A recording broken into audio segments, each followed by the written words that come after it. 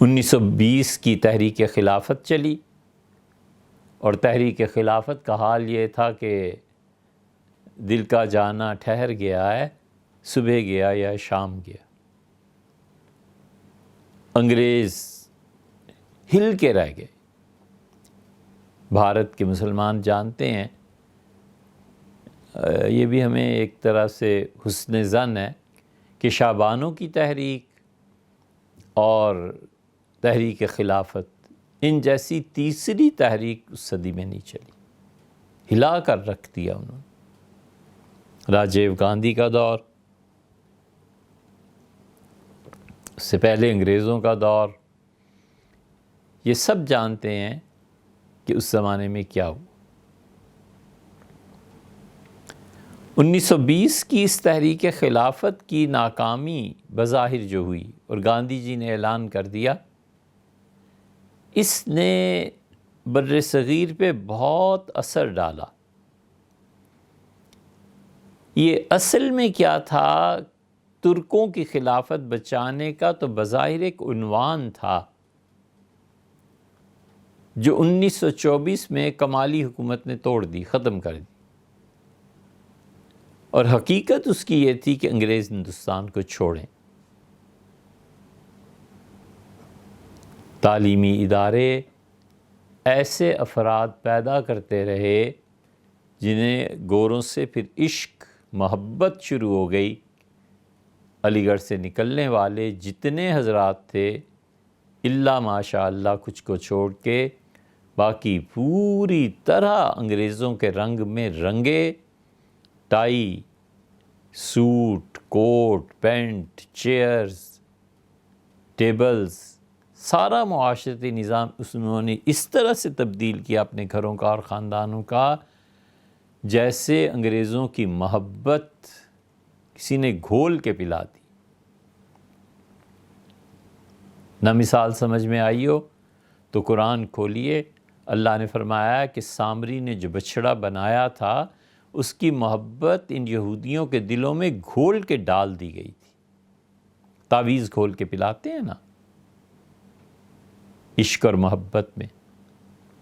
یا ہمارے ہاں تو بھٹو صاحب اس کی مثال تھے، جب وہ آئے تھے وزیر اعظم بنے تھے تو لوگوں کے دلوں میں اس کی محبت کھول کے ڈال دی گئی تھی۔ یا اتنا پیچھے کیا جانا ہے، عمران خان صاحب ہمارے موجودہ وزیر اعظم، نوجوان نسل جس طرح ان پہ مری ہے اور جس طرح اس نسل نے ان کو اپنا رہنما مانا ہے، اور ان کے جلسے سن 11 سے لے کے اور ابھی قریب کے دور تک جیسے اس شخص کی محبت لوگوں کے دلوں میں کسی نے گھول کے ڈال دی، یہی حال تھا۔ اور 1920 کی تحریک خلافت، اس کا اثر مسلمانوں پہ بڑا شدید ہوا، اور وہ تحریک جو شروع ہوئی تھی ترکوں کے لیے اور ان چیزوں کے لیے، مسلمان مفکرین اور دماغ اس طرف کو چلے کہ کس طرح مسلمانوں کا عروج ہو سکتا ہے اور کیا کام کیا جا سکتا ہے۔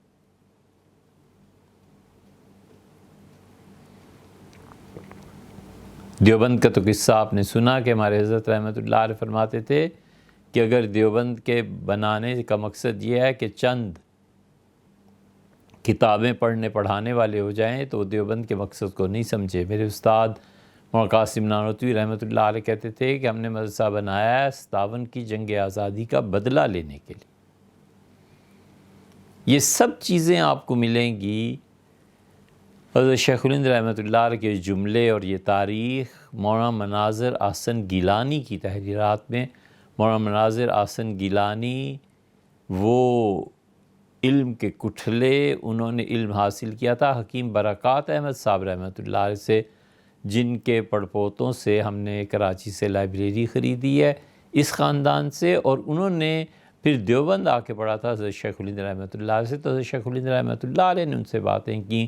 یہ وہ تحریک ہے جو آگے حضرت مولانا عبید اللہ سندھی رحمۃ اللہ علیہ آئے، اور پھر مولانا عبید اللہ سندھی رحمۃ اللہ علیہ نے ہندوستان کی آزادی کے لیے کام کیا، ریشمی رومال کی تحریک وغیرہ، یہ سارا وہ سارا وہ بیان ہے۔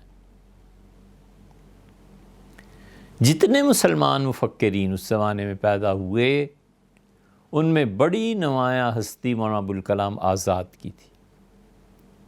مولانا ابوالکلام آزاد نے یہ ڈول ڈالا کہ کس طرح مسلمانوں کو دوبارہ اٹھایا جا سکتا ہے، کیا کام کیا جا سکتا ہے۔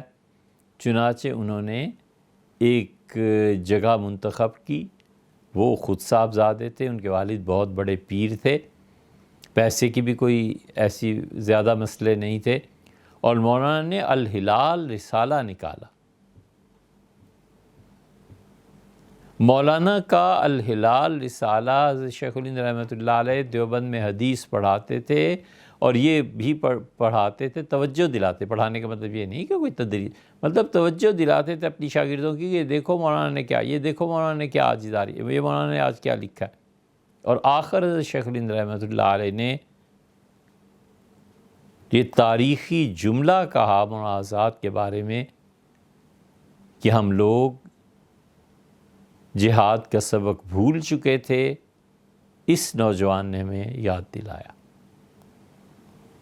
لیکن مولانا آزاد پھر وہ مراحل گزرے، پھر افغانستان کی ہجرت، یہ سب کچھ، تو ایک طرح سے وہ سمجھ گئے کہ جس درجے میں اب مسلمان پہنچ گئے ہیں، اب اس کو امت کو اٹھانا دوبارہ یہ اب امکانات میں سے نہیں رہا۔ چنانچہ انہوں نے بغیر کسی انتشار، فتنہ اور فساد، کسی چیز کے بھی خاموشی سے علیحدگی اختیار کی، اور انہوں نے کانگریس کو جوائن کر لیا۔